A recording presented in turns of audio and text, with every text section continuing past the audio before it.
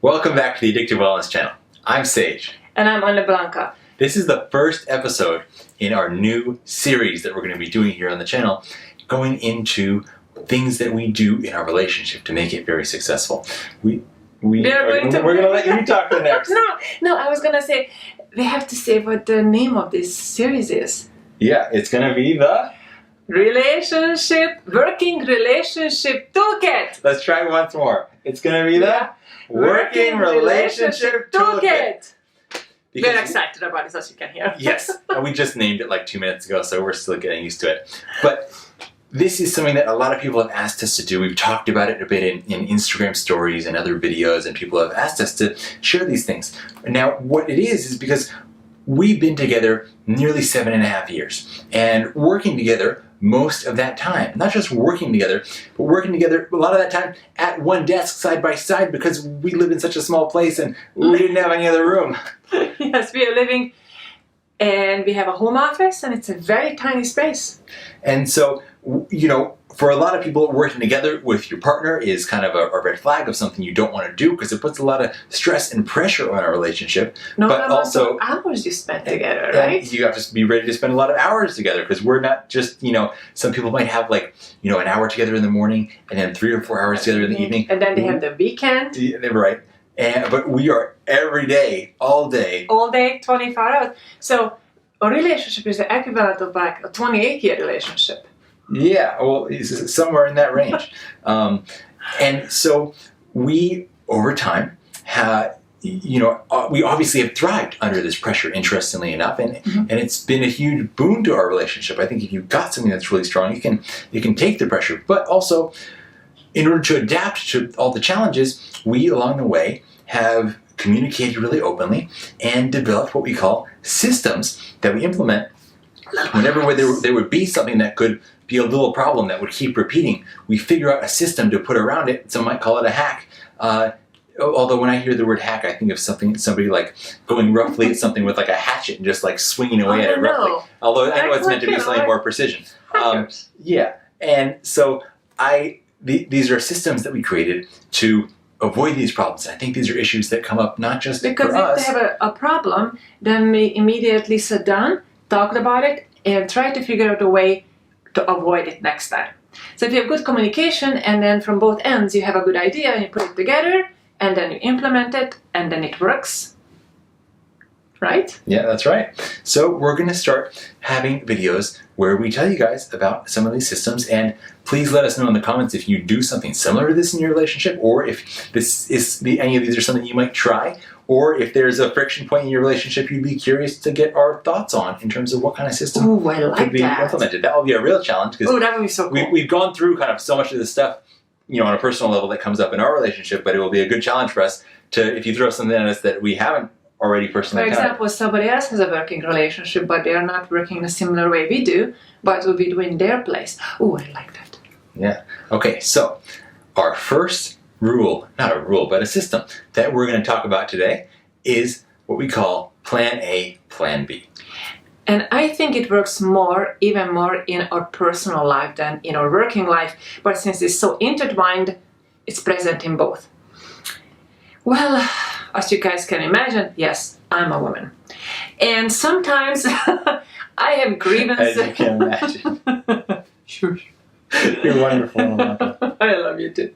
All right, it's not what the people are watching here for us to get goofy. Yes, they're actually talking. Being able to be goofy at any given time is also a part of a successful relationship. So you call me a cartoon character. All right. Character. Yes, that's what he calls me. All right. Among many things. So, may I continue, sir? Back to business. Back to business. So, I have my grievances, and it's my prerogative to complain about things. If something happens and I don't like it and it went the wrong way, I would grumble and complain about it. And we realized that he's sitting there and trying to compute it. Let me say one thing first, if you don't mind. Yes. And this is bothers guys throughout history because we don't like to complain or talk about our problems that much. We just kind of deal with them silently, or we'll just go for a practical solution and then that's it. It's evolutionary.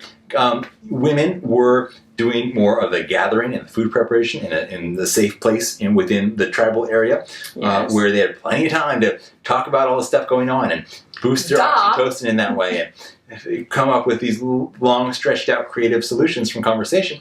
Whereas guys, we were out hunting, and if the tribe of guys that tried doing lots of talking, the prey heard them and got away, and they didn't get to eat, and so their genes didn't get passed on to the next generation. So evolutionarily, guys, we're more quiet about our things, and we just focus on doing physical activities, and the solution maybe comes to us. That makes complete sense. But it's not always that cut and dry. Even Ana Blanca, who's a woman and has an alarm going off. I'll be right back. Yes, it is my alarm to start getting ready for bed. You go get that alarm. I'm going to continue. So even Ana Blanca, who, in most situations would want to talk about it and just be heard, doesn't need an immediate practical solution presented or applied, just wants to be heard and supported. It's not always the case. Sometimes she actually wants a practical solution. And it's kind of random knowing which one she wants and when. So it's dangerous as a guy trying to either be supportive, that's usually your safe play. But sometimes if it happens to be that one random time where she wants a practical solution and I just try to be supportive, bad mistake. So what we decided is the safest and the smartest thing is for him to straight out ask. And we came up with the idea. And it's not just one way. She does this for me as well, because while I may mostly want practical solutions, sometimes I got a feminine side. I also just want to be supportive. Oh, that's very true. And I like that a lot. But I really like the men's side of him. So we came up with a solution of asking each other, if you're just there and you cannot read the situation, plan A. So we ask this question. We say, as soon as the complaint comes up, we say plan A or plan B.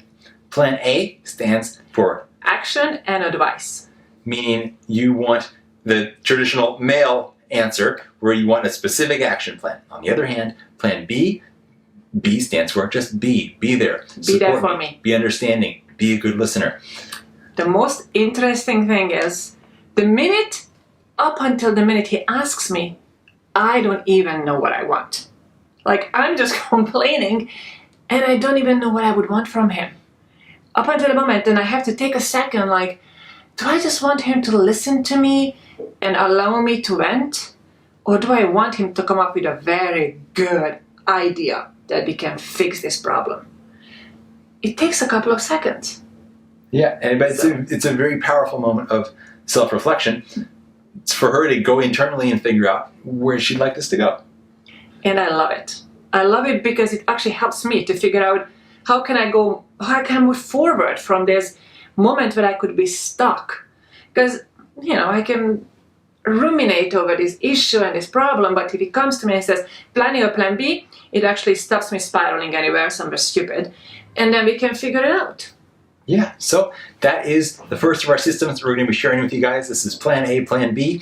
If you come up with these kind of things, I'm sure, basically this is one, we wanted to share it first because everybody encounters this in their relationship, where it goes both ways, but most often the guy receives a complaint or hears a complaint from the woman and does not know. Guys were inclined to offer practical advice responses, but it's most often not the right way to go. But this is a great way that you can clarify what the perfect answer is going to be and give the perfect answer every time. And also, when a man is listening too long to a complaint, then his testosterone drops and he can't listen that much longer. Right. So it's so much better to sort of get ahead of it and figure out what your significant other would like from you at that moment. All right, guys. Well, if you get a chance to implement this, let us know in the comments. Yes. We'd love to hear your stories, and let us know if you're looking forward to hearing more of these systems, and we're looking forward to sharing them with you. Thanks so much, guys. Wishing you a beautiful day.